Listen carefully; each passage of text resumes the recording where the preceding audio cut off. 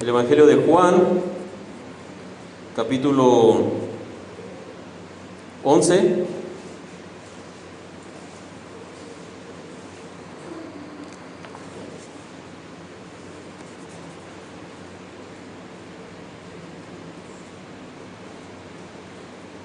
Y el Evangelio tiene, el mensaje tiene por título: el Evangelio es promesa de vida eterna. Y una vez más les voy a pedir que cierren sus ojos. Vamos ahora a orar por la predicación, así que vamos a inclinar nuestro rostro y vamos a dar gracias.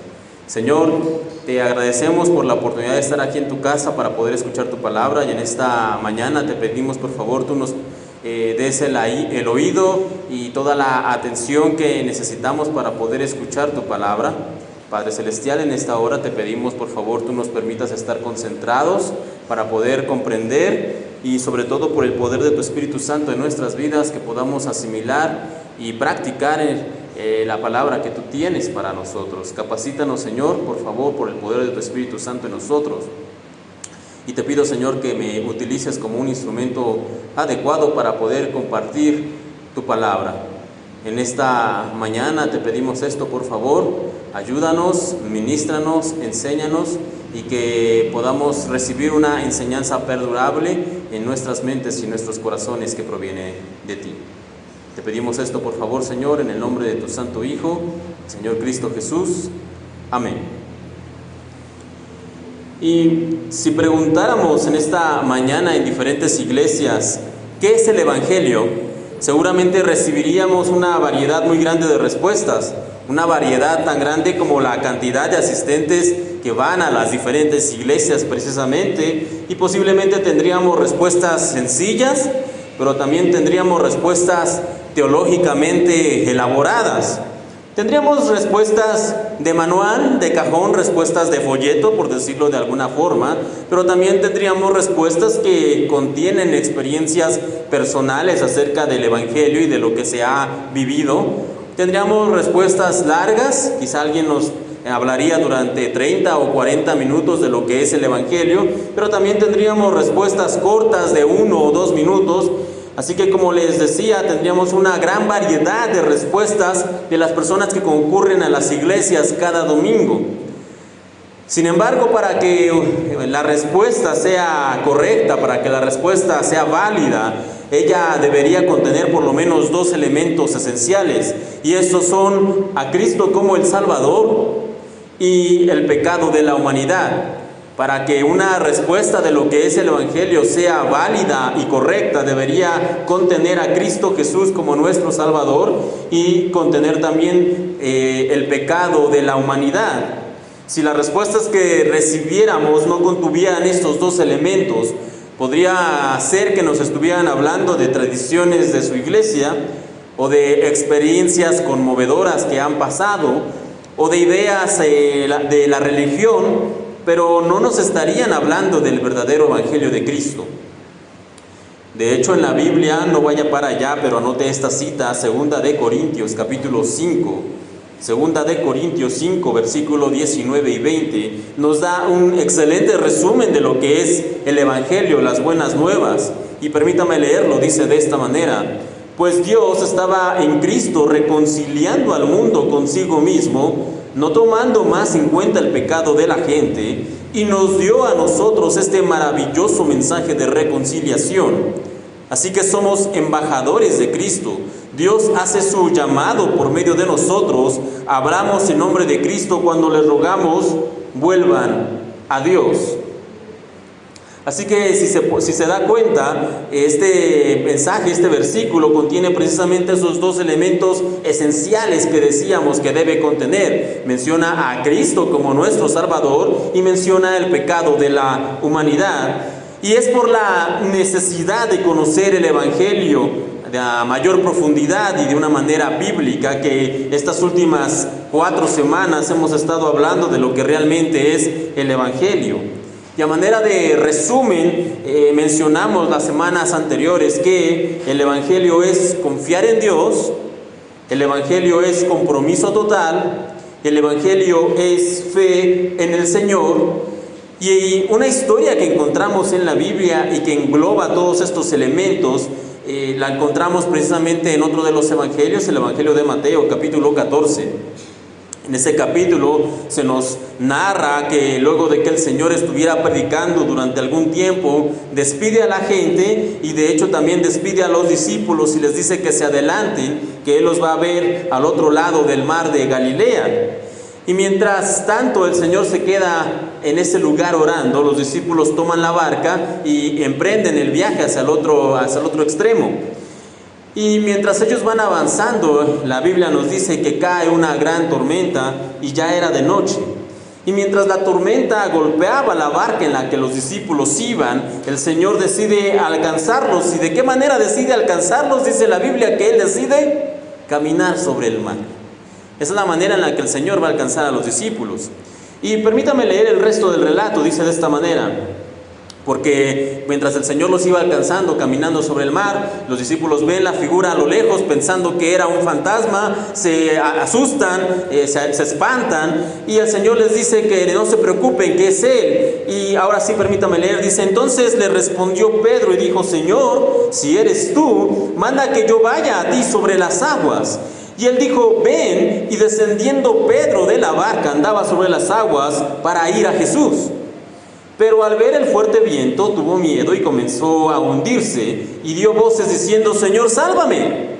Al momento Jesús extendió la mano, asió de él y le dijo: hombre de poca fe, ¿por qué dudaste? Y si bien es cierto que Pedro solo caminó algunos pasos en el mar embravecido, no podemos dejar de lado que Pedro confió en la palabra del Señor. ¿Cuántos discípulos había en la barca? ¿Cuánta gente había en esa barca en medio de la tormenta? Había 12 personas, pero solamente uno de los discípulos, Pedro, fue el que caminó sobre el mar. Hay muchas cosas que podemos aprender en este relato del Señor caminando sobre el mar. Podemos aprender que no debemos quitar los ojos del Señor. Podemos también aprender que no debemos dejar que nos hundan las tormentas de la vida. Sin embargo, la más importante de las lecciones que podemos encontrar en este relato es que nosotros podemos confiar en el Señor, o como hemos venido diciendo, el Evangelio es confiar en Dios. Además de esto, en el relato también se nos dice que era de noche y que había una gran tormenta, y para Pedro bajar de la barca, aun cuando el Señor Jesús estaba cerca, debemos reconocer que implicaba abandonar la poca seguridad que aún le quedaba.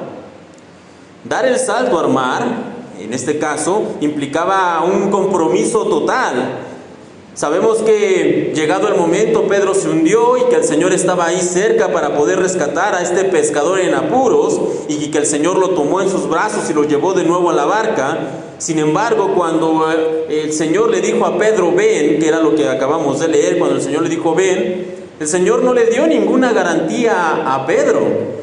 El Señor no le dijo: ven, Pedro, y la tormenta no te va a tocar, o el agua no te va a mojar, o no vas a sentir temor, o ven, Pedro, y todo va a estar seguro y todo va a estar bien. No, lo único que el Señor le dijo a Pedro es: ven, sin ninguna garantía, sin ninguna seguridad. Y Pedro lo que hizo fue bajarse tomando un compromiso. Como decíamos, el Evangelio es compromiso total. Y finalmente dijimos también que el Evangelio es fe en el Señor. Y cuando Jesús lleva al discípulo, después de que Pedro se había casi ahogado, y cuando lo lleva de nuevo a la barca, siempre me llamó la atención las palabras del Señor. Lo que le dijo el Señor a Pedro, le dijo: hombre de poca fe. Y no es que Pedro tuviera una fe pequeña, pues considero que caminar sobre el mar no es algo minúsculo o insignificante, no. Aquí el Señor se refiere no al tamaño de la fe de Pedro, sino a la duración de la misma. Pedro demostró fe al caminar sobre el mar, sí, pero su fe duró muy poco tiempo. Por eso el Señor le dice: hombre de poca fe. No porque Pedro tuviera una fe pequeña, sino porque su fe duró muy poco tiempo. Unos cuantos pasos y se hundió. Y aquí la importancia de fortalecer la fe, tal como lo decíamos la semana pasada.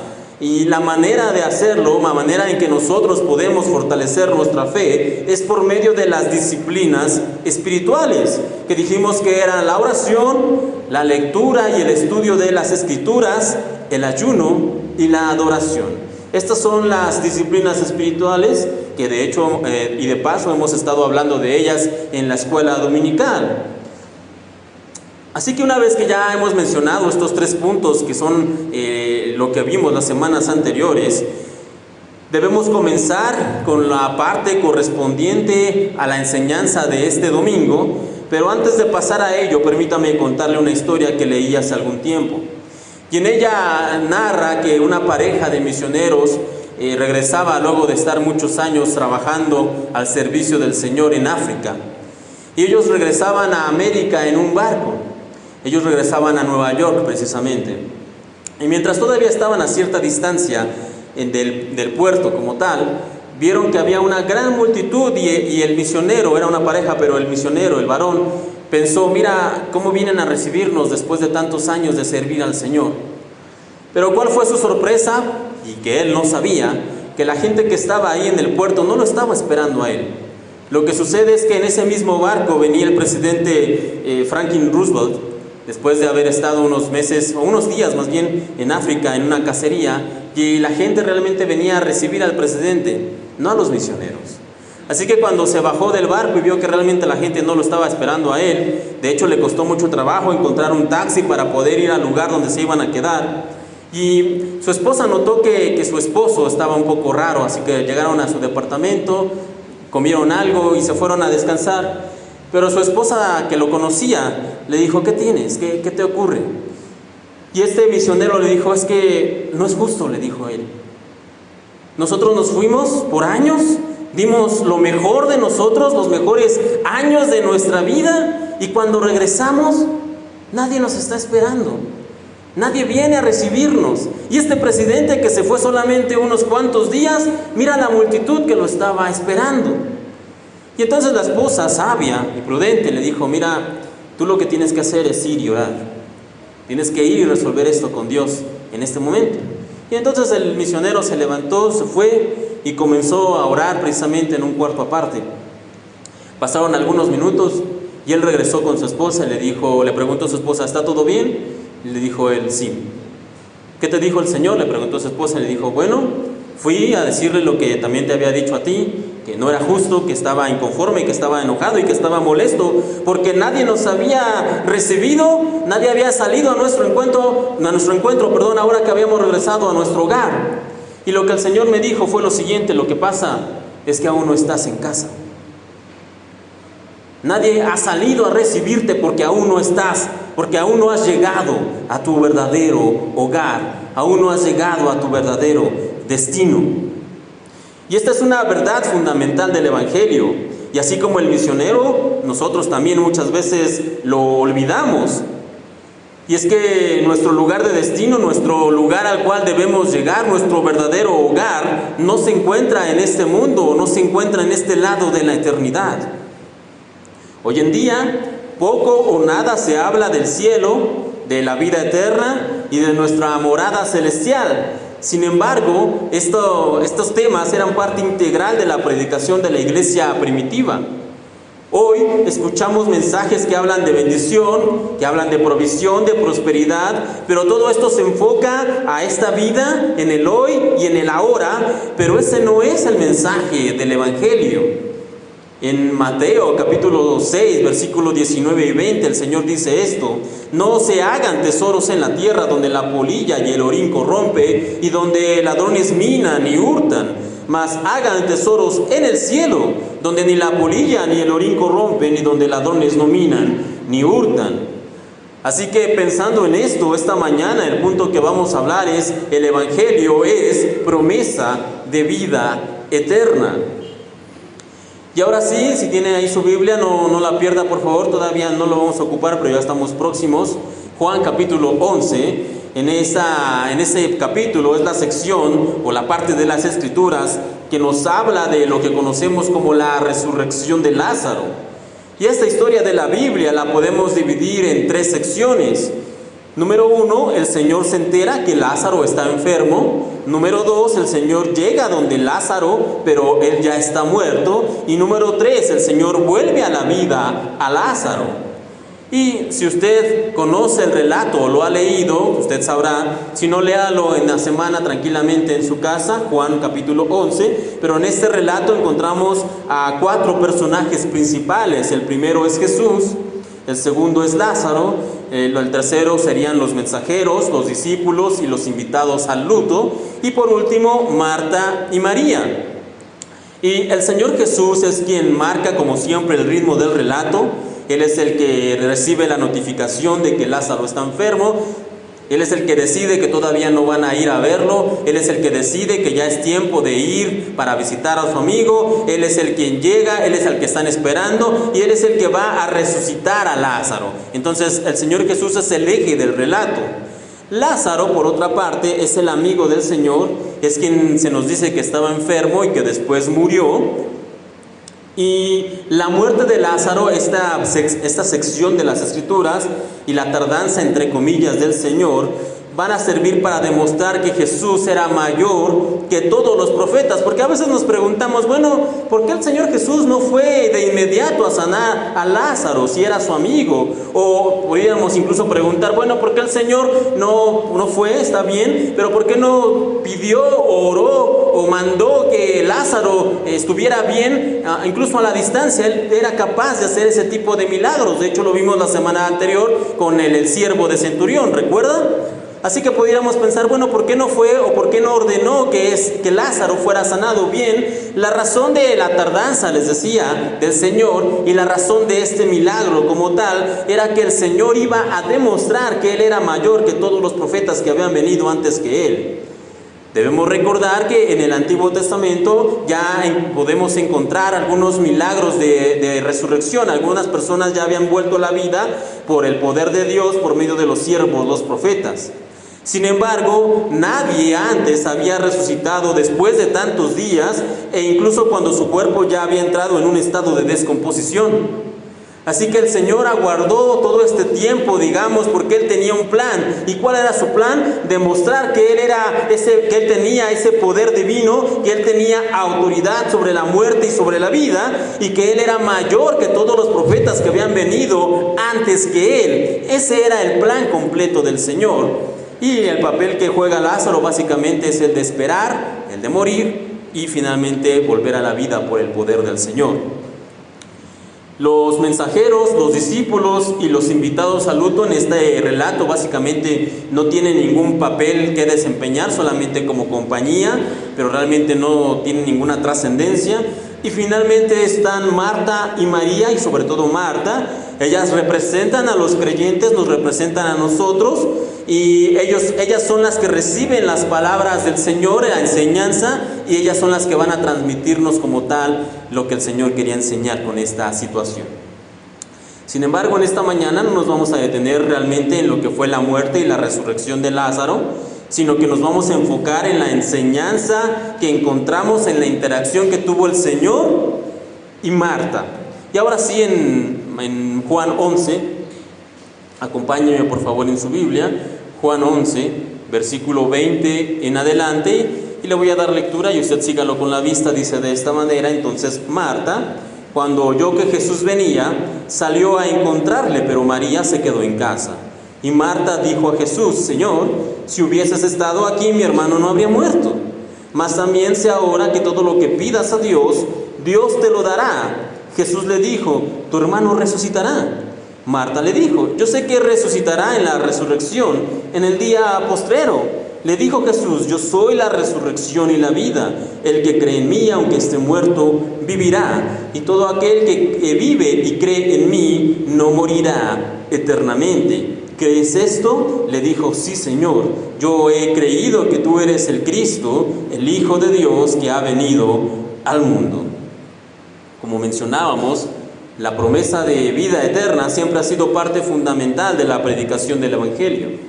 El Señor Jesús, como lo acabamos de leer, Él lo dejó en claro, Él lo predicó en sus mensajes. Los primeros discípulos lo integraron en sus predicaciones, y el Nuevo Testamento, cuando nosotros vamos y lo leemos, en él encontramos que se nos habla en diversas ocasiones de la esperanza de una vida futura, de la esperanza de una vida eterna. Entonces, la pregunta ahora es: ¿por qué la promesa de vida eterna no es parte integral de las predicaciones hoy en día?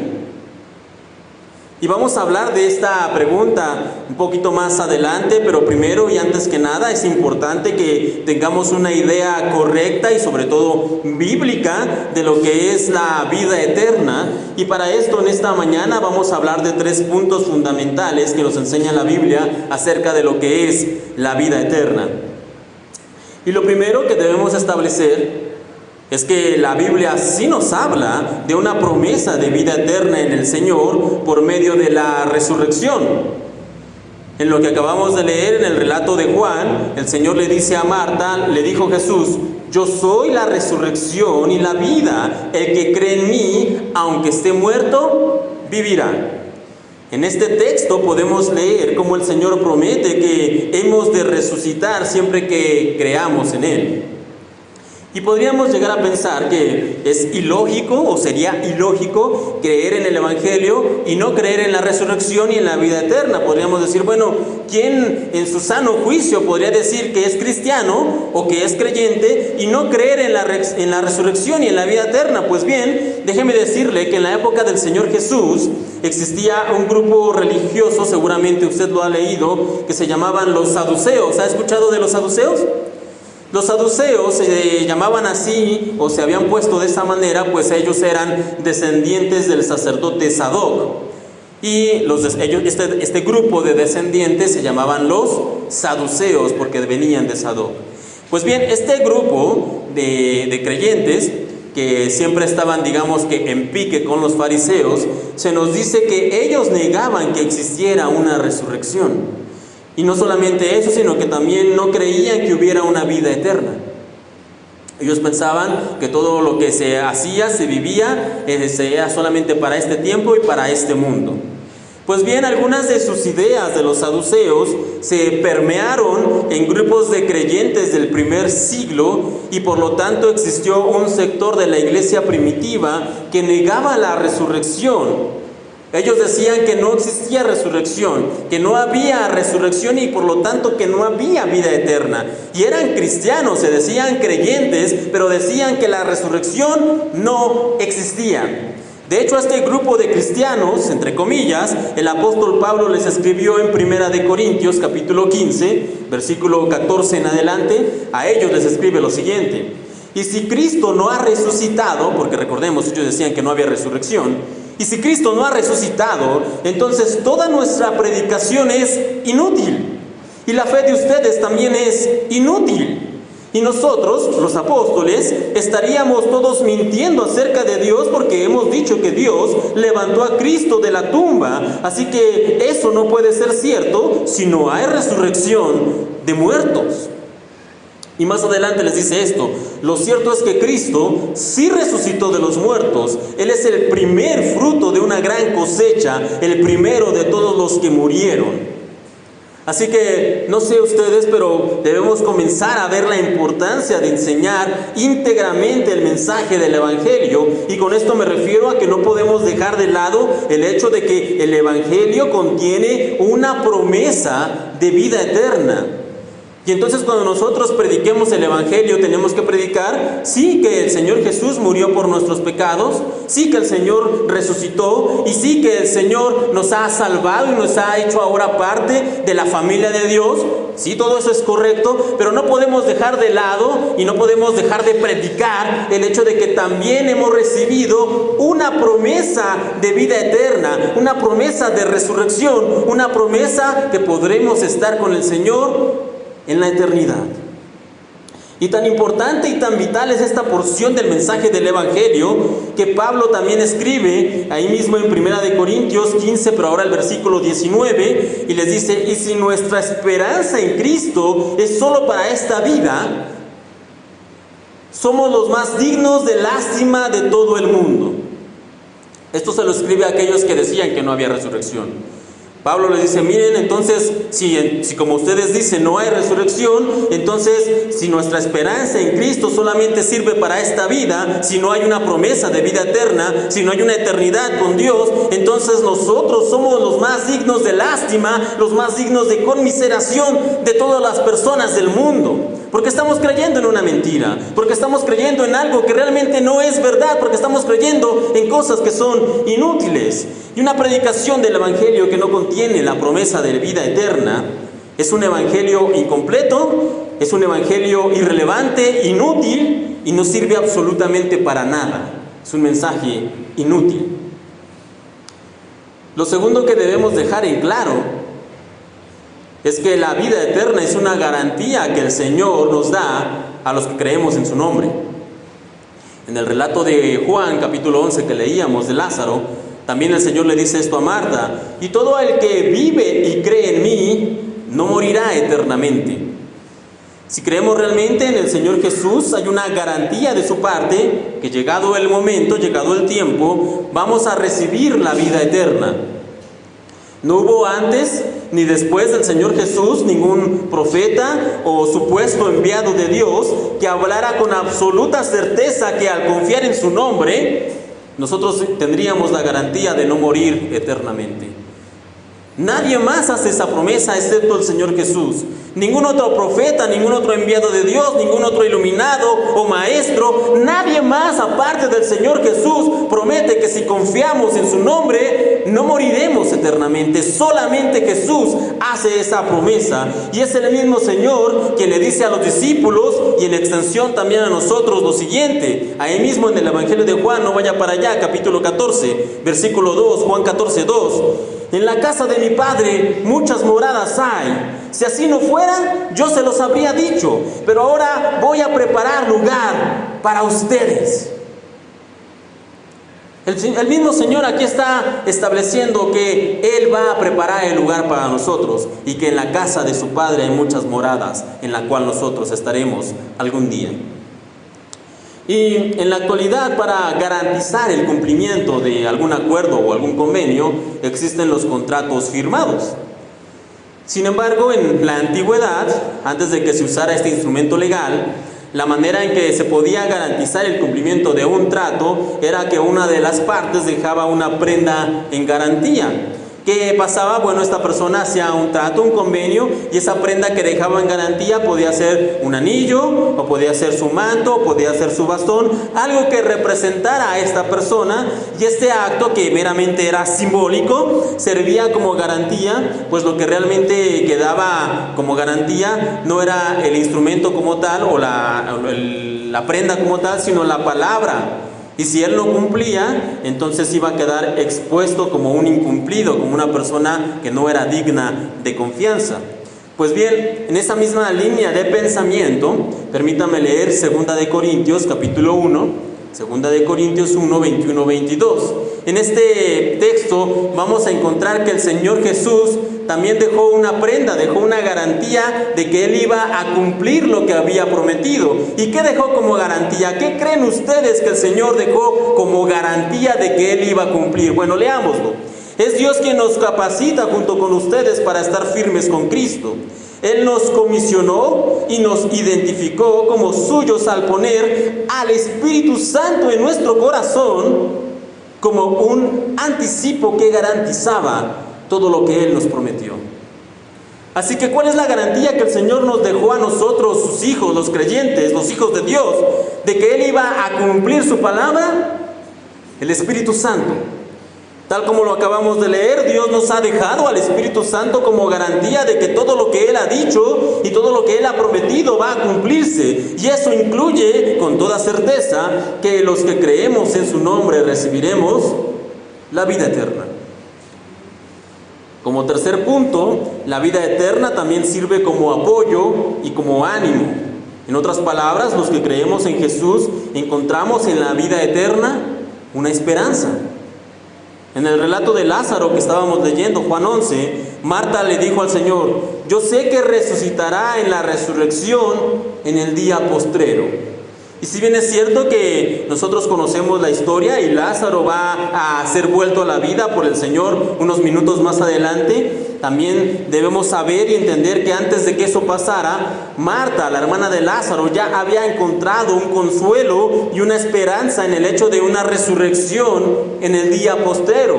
Marta había encontrado esperanza en el hecho de una vida futura. Para un creyente, como nosotros, el hecho de contar con la promesa y la garantía de una vida eterna debe ser un motivo de esperanza. La Biblia nos dice esto, Primera de Tesalonicenses, capítulo 4, acerca de esto, Primera de Tesalonicenses 4, 13, 14. Y ahora, amados hermanos, queremos que sepan lo que sucederá con los creyentes que han muerto para que no se entristezcan como los que no tienen esperanza. Pues ya que creemos que Jesús murió y resucitó, también creemos que cuando Jesús vuelva, Dios traerá junto con Él a los creyentes que ya hayan muerto. La promesa que el Señor nos hace a nosotros como sus hijos, como creyentes, de que tendremos una vida eterna, debe fungir, debe funcionar, debe ser una esperanza para nosotros de que nos volveremos a ver, de que tendremos una vida mejor, de que volveremos a estar juntos y reunidos. Sin embargo, algunos pastores y predicadores en ocasiones no ven con agrado el hecho de que los creyentes pongan su mirada en la esperanza de una vida eterna. A veces en algunas iglesias, algunos pastores no quieren predicar o no quieren hablar tanto de esto porque ellos dan una razón, que es la siguiente: cuando hablamos mucho acerca de la vida futura, de la esperanza que tenemos, la gente comienza a esperar solamente en esa promesa, la gente comienza solamente a estar esperando lo que ha de venir y no se ocupan de las necesidades presentes e inmediatas. Y por una parte tienen razón. Hay mucha gente que cuando cree que ya el Señor está cerca o que ya va a haber ya va a ocurrir, la venida del Señor, dejan sus ocupaciones, dejan la escuela, dejan el trabajo, dejan todo lo que están haciendo porque ya el Señor está cerca. Y por eso es que a veces no hablan acerca de esta promesa de vida eterna. Sin embargo, Pablo en la época de la Biblia también enfrentó un problema similar. Había gente que decía que el Señor ya estaba cerca, que el Señor ya iba a volver y por lo tanto ya no era necesario ocuparse de la vida, dejaron de trabajar, dejaron de ocuparse. Y entonces, ¿cómo resolvió el problema el apóstol? Bueno, hasta cierto punto de una manera sencilla.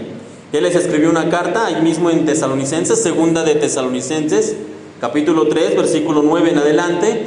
Y a estos que decían que ya no era necesario ocuparse de las cosas de la vida porque el Señor estaba cerca y porque estaban solamente concentrados en la promesa de vida eterna, a ellos les escribe Pablo lo que sigue. Porque también cuando estábamos con ustedes les ordenamos esto: si alguno no quiere trabajar, que tampoco coma. A los tales mandamos y exhortamos por nuestro Señor Jesucristo que trabajando sosegadamente coman su propio pan. Así que si lo resumimos en una sola frase, lo que Pablo escribió y les recomendó, dice: bueno, si alguno de estos espirituales que están esperando al Señor y que dicen que ya está cerca y que por lo tanto ya no debemos ocuparnos en las cosas de este mundo, muy bien, mi consejo es este: el que no trabaje, que no coma. Así que ¿cómo lo resolvemos? Bueno, Pablo lo dijo de manera muy sencilla una vez más: el que no trabaje, que no coma.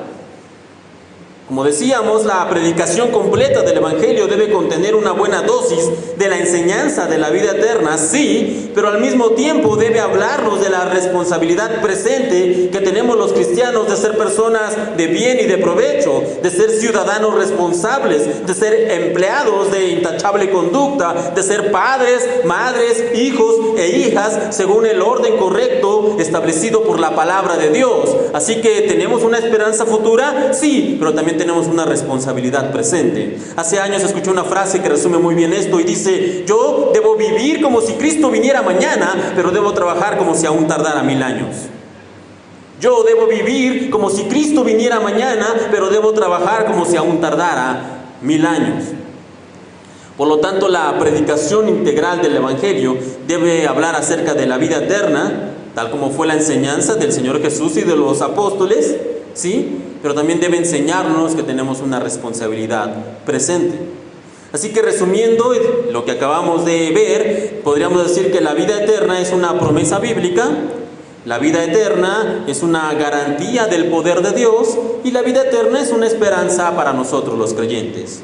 Y ya que la enseñanza de la vida eterna es fundamental, regresemos a nuestra pregunta que teníamos pendiente. ¿Por qué la promesa de vida eterna no es parte importante en la predicación hoy en día? Pues bien, esa es la última parte que veremos en el sermón de esta mañana. Y hay varias razones por las cuales podríamos pensar que hoy en día poco escuchamos o casi nada escuchamos acerca de la promesa de vida eterna como parte integral de las predicaciones del Evangelio de Cristo. Sin embargo, esta mañana solamente vamos a tocar 2 puntos por los cuales en muchas ocasiones ya no se habla de esto tanto en los púlpitos. Y la primera es que ciertamente no hay mucho que decir. Una razón por la cual no suele hablarse mucho de esto es que aunque la promesa la encontramos en la Biblia, y es una promesa de parte del Señor, es algo que Él ha garantizado, la Biblia lo cierto es que no nos da muchos detalles de lo que es y de cómo va a suceder. No hay ningún folleto detallado de las actividades que vamos a hacer en el cielo. No hay un catálogo donde usted pueda elegir los acabados que quiere tener en su morada celestial. No hay un extenso tratado que nos diga punto por punto todo lo que es el cielo, la resurrección y la vida eterna. Seamos honestos, no hay mucho que nos diga la Biblia acerca de ello. Sí lo menciona, sí lo promete, sí es una garantía, pero no nos dice mucho más allá de eso. No obstante, el hecho de que no hubiera información tan detallada jamás fue un impedimento para que la promesa de vida eterna fuera predicada por los primeros creyentes. Ellos creían y tenían por cierto que había una vida más allá de este lado de la eternidad y no necesitaban haberla experimentado o tener todos los detalles acerca de ella para poder predicarla. No, su seguridad estaba en la promesa que el Señor les había hecho y eso era suficiente para ellos. ¿Y sabe qué? Debería ser suficiente para nosotros también. De hecho, si alguien tenía detalles acerca del cielo y de la vida eterna, era el Señor Jesucristo. Y sin embargo, Él solamente nos da unas muy breves pinceladas de lo que nos aguarda. Él solamente dice que hay una vida eterna. Él solamente nos dice que podremos estar con Él en la eternidad. Pero no se detiene en ningún momento a explicarnos el qué, el cómo va a ser, el qué hay en el cielo, el qué haremos. Él simplemente dice que hay y que estaremos ahí si creemos en Él. Es todo lo que Él nos dice. Entonces, si la vida eterna es parte importante del Evangelio, ¿por qué sabemos tan poco sobre el cielo y sobre la vida eterna? Y en este caso la pregunta nos da la respuesta en sí. Sabemos tan poco del cielo y de la vida eterna porque tendremos la eternidad para poder conocerla. ¿Para qué nos preocupamos en este momento en querer saber acerca del cielo y cómo es, y cómo vamos a estar, y cómo vamos a andar ahí, y cómo van a ser las cosas? Si tendremos, si confiamos en el Señor, obviamente, la eternidad para saber, si tendremos la eternidad para conocer lo que es el cielo, ¿para qué nos preocupamos en este momento de eso? El Señor Jesús, los Evangelios y el Nuevo Testamento nos dan solamente unas breves pinceladas, unos breves vistazos. Sin embargo, estos pequeñísimos adelantos sirven para realmente mostrarnos lo que ha de venir y eso debería emocionarnos. Yo les he dicho en otras ocasiones que no puedo leer Apocalipsis 21 sin realmente emocionarme, y yo no sé ustedes, pero permítame leerlo, y dice de esta manera: vi un cielo nuevo y una tierra nueva, porque el primer cielo y la primera tierra pasaron y el mar ya no existía más. Y oí una voz del cielo que decía: he aquí el tabernáculo de Dios con los hombres. Enjugará Dios toda lágrima de los ojos de ellos, y ya no habrá muerte, ni habrá más llanto, ni clamor, ni dolor, porque las primeras cosas pasaron. Y el que estaba sentado en el trono dijo: he aquí yo hago nuevas todas las cosas. Realmente es una descripción no pequeña, pero no nos da muchos detalles, no nos da muchos datos. Sin embargo, esto sí nos dice y sí nos hace pensar que lo que nos espera, que la vida eterna, el cielo, es muchísimo más grande que todo lo que hayamos podido soñar o imaginar. Y eso debe ser suficiente. Ahora bien, la segunda razón por la que muchas veces no hablamos de la vida eterna es por el temor a las burlas, porque qué van a decir o qué van a pensar. ¿De verdad crees que hay calles de oro? No sé si alguna vez les ha pasado que alguien los cuestione o se burle de ello. ¿Tú eres uno de esos que cree que hay calles de oro? ¿Que hay coros celestiales, ángeles por todos lados? ¿Tú crees que hay aureolas y alas y arpas y túnicas blancas en el cielo? ¿Eso es lo que tú crees? Y podríamos decir, ¿cómo puede la gente tomar en serio un mensaje que habla de estas cosas? Y por eso es que muchas veces no se habla acerca de la vida eterna, por temor a las burlas. Y ese temor a las burlas y a sonar hasta ridículo es por lo que se ha minimizado casi al grado de desaparecer de los sermones la predicación de la vida eterna. Sin embargo, como hemos estado diciendo, el Evangelio es promesa de vida eterna. Y si nosotros no hablamos de esto, lo único que vamos a estar haciendo es fallar rotundamente en comunicar completamente el mensaje del Evangelio por temor a las burlas. Acerca de este punto, siempre me gustó la respuesta que dio C.S. Lewis. C.S. Lewis es un escritor y es considerado uno de los más grandes defensores de la fe del siglo pasado. Quizá usted lo conozca porque él fue el escritor de los libros de las Crónicas de Narnia. Tal vez ha leído los libros o ha visto las películas. Pero en cierta ocasión le dijeron o le preguntaron a C.S. Lewis qué pensaba de las personas que se burlaban del cielo o que tomaban como un chiste o como una broma esto de todas esas cuestiones del cielo. Y permítame leer lo que él respondió. Dijo lo siguiente: no hay necesidad de preocuparse por los bromistas que intentan ridiculizar la idea del cielo cristiano, diciendo que no quieren pasarse el resto de la eternidad tocando el arpa. La respuesta a esas personas es que si no pueden comprender libros escritos para adultos, quizá no deberían hablar de ellos. Toda la concepción de las escrituras de arpas, coronas, oro y cosas similares es, por supuesto, un intento meramente simbólico de expresar lo inexpresable, dijo Lewis. Y continuó diciendo: los instrumentos musicales se mencionan porque para muchos la música sugiere una éxtasis e infinito. Las coronas se mencionan para sugerir que aquellos que se unen con Dios en la eternidad van a compartir su esplendor, su poder y su gozo. Y el oro se menciona para sugerir la intemporalidad y la preciosidad del cielo. Y continuó diciendo: la gente que toma estos símbolos de manera literal posiblemente creen que cuando Cristo nos dijo que fuéramos como palomas, se refería a que deberíamos poner huevos. Fin de la cita.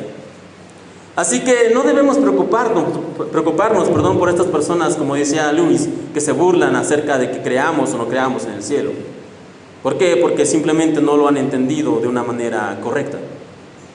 La gente que toma, desde el inicio de la iglesia, siempre ha existido este tipo de personas y siempre habrá gente que se burlará de nuestra fe en la vida eterna. De hecho, lo podemos encontrar desde ya en el libro de los Hechos, capítulo 17. Si usted anote Hechos 17 para que pueda leerlo con tranquilidad en casa durante la semana. Pero ahí podemos leer algo de estas burlas, ya que Pablo fue invitado a predicar en un lugar llamado Areópago. El Areópago, o la colina de Ares, que es la traducción como tal, era un lugar donde se reunía un grupo, y ese grupo estaba compuesto por filósofos, por sabios, por eruditos, y ellos cumplían una función de tribunal de justicia. También revisaban las leyes de la nación, entre otras funciones. Y estas personas del Areópago invitaron al apóstol Pablo a predicar el mensaje del Evangelio en ese lugar. Y ellos lo escucharon de hecho a Pablo con mucha atención, hasta que él comenzó a hablar de cierto tema. ¿Sabe cuál fue el tema donde ellos le dijeron: hasta ahí te vamos a escuchar, Pablo? ¿Sabe cuál fue el tema que fue polémico, que les movió algo? ¿Sabe cuál fue el tema que los incomodó, por decirlo de alguna manera? Escucharon con atención a Pablo hasta que Pablo comenzó a hablar acerca de la resurrección y de la vida eterna. De hecho, permítame leerlo, allí en Hechos 17 dice: cuando oyeron hablar de resurrección de muertos, unos lo tomaron a burla, y otros dijeron: ya nos hablarás de ese tema en otra ocasión.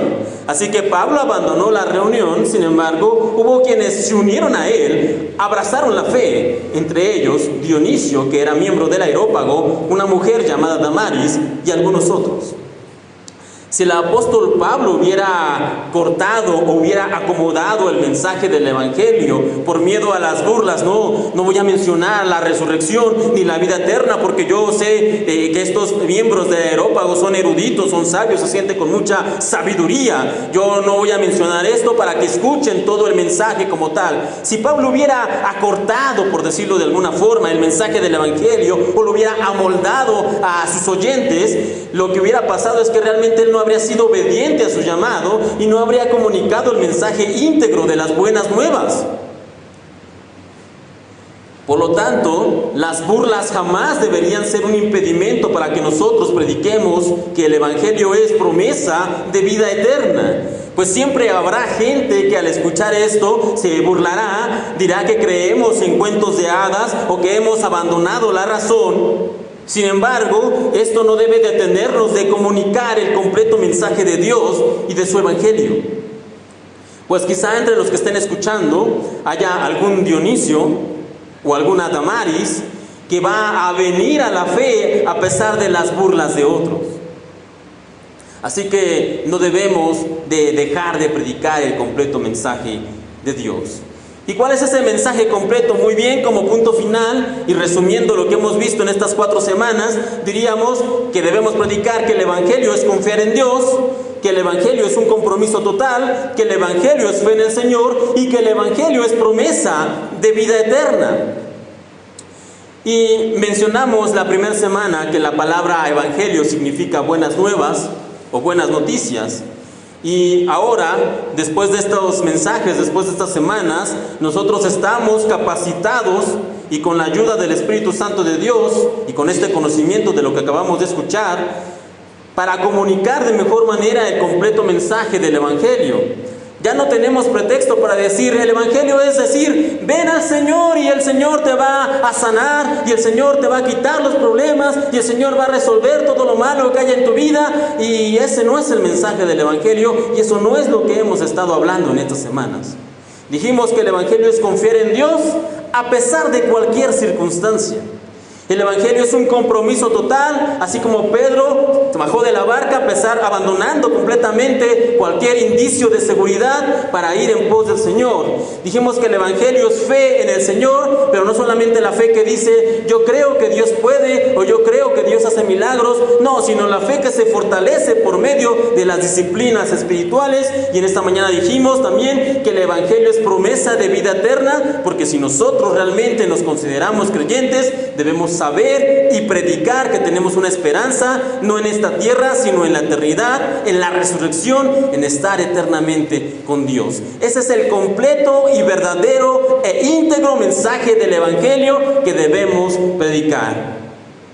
Y como no es fácil, porque honestamente no es fácil, y como no es sencillo, y como la verdad también muchos de nosotros no tenemos la capacidad de predicar todo esto, ¿qué es lo que tenemos que hacer? Tenemos que pedirle al Señor que nos ayude. Tenemos que pedirle al Señor que nos ayude para poder compartir y predicar el completo e íntegro mensaje del Evangelio que ha dejado para nosotros. Así que termino leyendo este versículo que mencionábamos al principio y le voy a pedir que por favor lo busque también en su Biblia, Segunda de Corintios capítulo 5, versículo 19 y 20. Mencionábamos que este es un excelente resumen de lo que es el Evangelio. Segunda de Corintios 5, 19 y 20 dice de esta manera: pues Dios estaba en Cristo reconciliando al mundo consigo mismo, no tomando más en cuenta el pecado de la gente, y nos dio a nosotros este maravilloso mensaje de reconciliación. Así que somos embajadores de Cristo. Dios hace su llamado por medio de nosotros. Hablamos en nombre de Cristo cuando le rogamos, vuelvan a Dios. Y esa es nuestra tarea, hermanos, decirle a la gente, vuelvan a Dios. Cierre sus ojos y vamos a orar. Padre Celestial, te damos gracias en esta tarde por la oportunidad de escuchar el completo mensaje del Evangelio. Y ahora, Señor, queremos pedirte que tú nos capacites, por favor, para poder compartir por completo lo que es tu mensaje. para no evadir, ni minimizar, ni quitar ningún punto importante de lo que es las buenas nuevas. Que nosotros podamos predicar que las buenas nuevas son compromiso, que las buenas nuevas son confiar en ti, que las buenas nuevas es tener fe en ti, Señor, y que las buenas nuevas también traen consigo una promesa de vida eterna. Que no olvidemos nada, que no saquemos nada de la ecuación, sino que seamos fieles, que seamos íntegros y que realmente nos apeguemos a compartir el mensaje completo del Evangelio. Ayúdanos, Señor, porque por nuestra propia fuerza o voluntad nosotros no podemos. También quiero pedirte, Señor, en esta mañana por nuestros hermanos, que los lleves con bien a sus hogares, que los protejas, que bendigas esta semana para cada uno de nosotros y que nos guardes en nuestras diferentes actividades. Bendice este día, ayúdanos a tener una buena tarde de domingo y en tus manos nos encomendamos. Pedimos esto en el nombre de tu Hijo, el Señor Cristo Jesús. Amén.